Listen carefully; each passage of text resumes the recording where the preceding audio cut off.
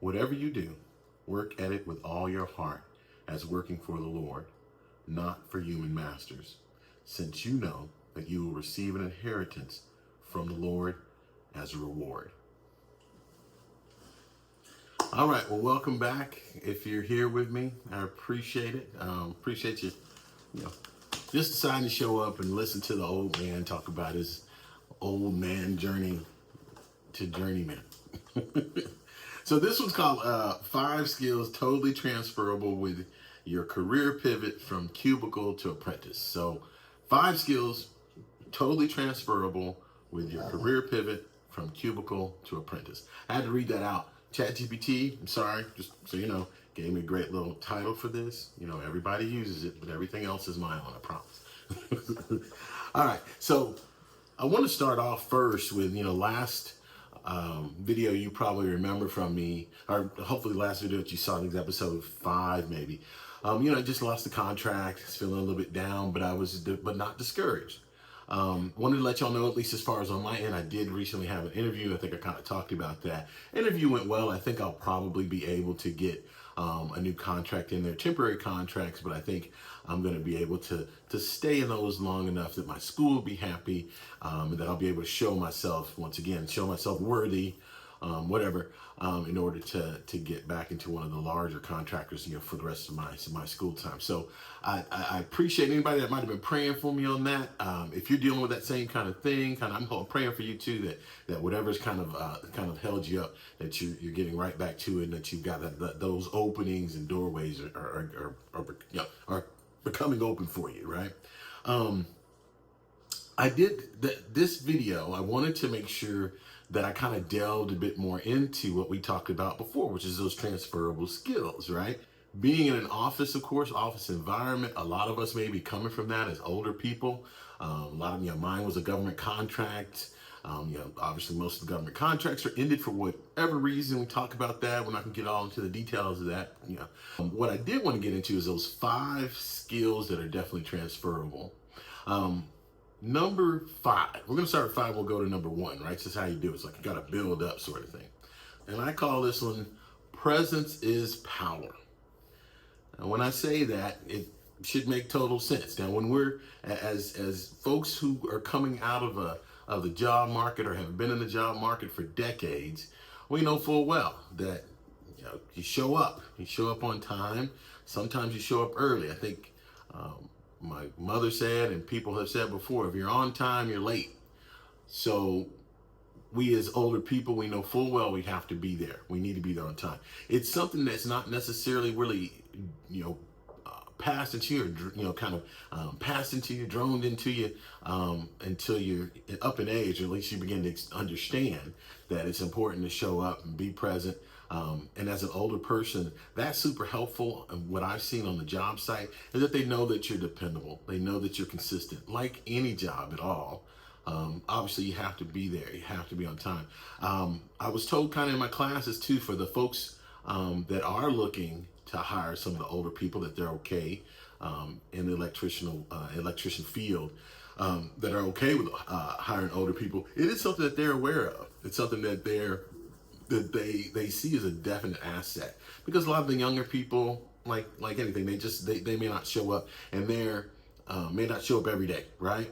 But for us, the older folks who are aware of exactly how important it is to be there on a daily basis, that's what they're looking for. Now, you may be slower. I'm slower as an older person. It has obviously affected me in my beginning on this journey, but I'm there, and it's probably a better thing. I'm sure anyone could attest that it's probably a better thing to be there rather than to be super quick as a young person and not necessarily show up every day. You may have me slow, but I've been here 5 days out of the week compared to 4 or 3, right? So that's a big one. Presence is power. It will definitely be an asset for you, especially in this world where you got to be there. You got to show up. It's not like the situation, in my opinion, of when I was at desk work. If you took off a day, you took your PTO or whatever, it was going to get done by somebody else, or for that matter, it was going to, they may not have needed you right away for it. In this one, you almost feel like you're, from a construction standpoint, electrician standpoint, as an apprentice, you have to be there. You have to be there to finish up projects. Like, projects that require physical activity, almost to the sense that, like, it's similar. You had coworkers when you're in the corporate space where, they needed, you to take on a responsibility, so they didn't have extra work. But from a physical labor thing, it's the same, but a little different, is that you hope that you're not leaving a person with lots of physical labor because you didn't show up. Number 5, presence is power. Number 4, precision pays. Makes sense, right? We're older. We know what it is to be in a corporate world where I've got to have my numbers down. I've got to have my guidelines down. I've got to be aware of my audience. I've got to know to give the proper information, the proper presentations to the proper people. If I'm negotiating something, if I'm finding and trying to solve a problem for someone, in the course of in that dialogue, in the course of those presentations, I have to be accurate. I don't have any choice. That is a transferable skill, in my opinion, since when you're on the job sites, as you're learning, as you're becoming better, as I'm becoming better at, stripping wires, I'm becoming better at, installing MC or prepping MC, all these things, and for that matter, pipe bending, right? They talk about conduit benders and stuff. These are things that, as I'm on the site, I'm looking at them, and I see a lot of times some of the younger people speeding through it. Sometimes they're so good that they're speeding through it, but on my end, I have to get and will become better at it, as in a sense of accuracy. Speed's one thing, accuracy is another. You can speed through things, and I had young people that. One in particular, we had one situation, this is when I knew I was getting better, is that the young guy was speeding through, that, I think I told you about that 12-foot ladder where I'm putting these, I'm zipping up these chains for these lights. And it was a lot. There was a lot of hallways that this had to be done in. And so he started out, I was with a young 20-year-old, and of course he's on the ladder, we're in different hallways. He's on the ladder and he's going boom, boom, boom, boom. Come to find out, and of course, I'm going behind him slow and steady. And then come to find out, this cat had missed on some of the particulars of how lined up these was. We were using a laser at the time for accuracy, and he had missed out on a lot of this stuff. I actually saw our crew manager go in and have to go and redo his job and put him on something else while I continue to do my job. He looked at it later on. He thought it was great. Accuracy in the course of that, whether or not I'm still there or not, that was a win, because as an older person, I realized that accuracy was so much more important than speed. So it's a transferable skill, believe me, especially when you're talking about things that have to be perfect. And in the electrical world, you're talking about people's lives being on the line. I think accuracy, or we know accuracy, is prime. Number 3. Built for mentorship, not just labor. And when I say that, what that means, at least, is that we have experiences as adults, having children, having family members who are, and many times, the ages of the young people that you're going to be working with in the trades. It is definitely another asset, a transferable skill, that you know how to deal with some of their quirks, right? Some of their rebellious things and the things that they say that sometimes are really out of pocket, right?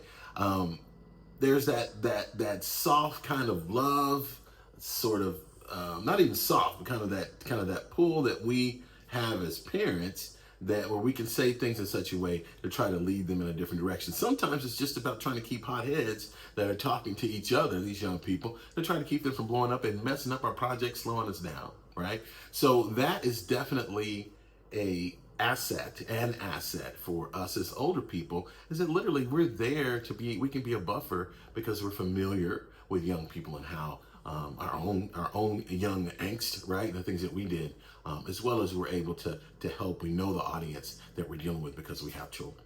So that's number 3. Number 2, closer to the masters and not the rookies. And when I say that, we are of the same age, or will be, you probably will be of the same age as the master or journeyman. That's important because there are going to be periods of time, and it was like this for me. It wasn't on a huge basis because there was a language barrier.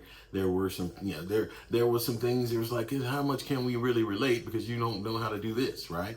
But from a experience standpoint, there were times where it was important for me to be able to relate with them, and them to be able to relate with me on you have children, you have a wife, you have, these things that really make you even more relatable to whomever's training you.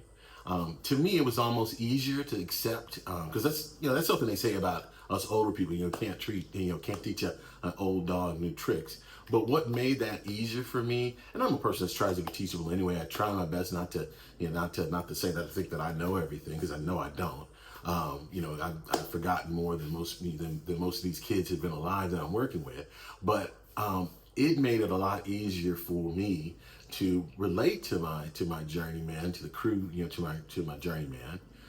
Because I had been through a lot of the experiences that he had been. So it starts a conversation in which it makes it easier for me to learn from them, learn from him, or even her for that matter, because I understand kind of what situations that they've gone through in their own home lives, right? So it's definitely something. And when we talk about mentorship, it's around the same, in the same world as the young people that we'll be working with as well. So mentorship, we're a little bit closer to those journeymen in the sense that we can identify and relate with them on levels that the young people don't. And I think that that's probably helpful for both you as an older person and a journeyman. So that's number 2. And number 1, this isn't just a pivot. This is survival. This is, like I've said before, in some ways, it's kind of the last house on the block. This is something that when we're talking about being an electrician in the trades, you're talking about something that people have spent decades, right, working up to at young ages to get to the level that they are. For us, as those coming into the trade, we have left, or at least maybe even been moved out of careers in which we felt, was going to be the rest of our lives. We were very good at what we did. So now that we've made the commitment to be in this trade, to take on this 4 years, to even for that matter, sacrifice the money. That's like the biggest one. God, God help you and God bless you if you have a counterpart that can take on the burden of some of that that income missing, right? That shortfall because of you trying to gain new skills. Like I said, and God help you if you're not in that place and you've got to do lots of part-time work. You've got to make up for that shortage. But we're committed to this. It is something, and I hope as an older person that we are committed, that you are committed to it, because it's a whole nother set of priorities, a whole nother set of understanding. This is a big deal. So if we're not going to be, let's say, if I'm not going to sacrifice and say, I got to sit here and look at these books, I got to gain the ideas of what ohms and voltage and understanding, the ins and outs of which wire is gonna kill me, how much is 120 versus 280 volts versus 277 versus 4, high voltage, all these things, right, that you're going to come across as being an electrician, electrician apprentice. Those are skills that are going to have to be droned in. They're going to have to be, really pressed into you. They're going to require memorization. They're going to require, all those things. So we're committed. We are, like I said, we're sacrificing a lot already. So we've got to be in it 100%. I think if you're going into the trades, that's most definitely where you're at. So that's it. That's all I had. I wanted to just do this one because I don't think I really delved so much into the transferable skills side of things. It's like we talked about a couple of things, but I wanted to just put those 5 out there. There's more. I'm sure you're probably familiar with a lot of what I came up with, a lot of where I got those from, and you probably understand those. But I just wanted to put them out there. So once again, like, subscribe. Try to get. I want to get some likes, right? They talk about this algorithm, whatever. I'd love to get this stuff to go to more people. If you have time, if you've watched it to this to this portion, I appreciate you. Like the video. If you'd like to subscribe, fantastic. This is what I do. I'm taking you all on my career pivot as a old man on an old man journey to become journeyman as an apprentice, as an electrical apprentice. So once again, I appreciate y'all showing up. Comment if you understand, if you got extra ideas, transferables that I missed out on. If you just want to share your own scriptures, things that you think would be helpful to our community, things that would be helpful to me. Like I said, I'm here to chop it up with you. No cap. I had to say, y'all know I had to mess that up with these young people stuff. But anyway, I appreciate you being with me. Y'all take care. I'll see y'all on the next one.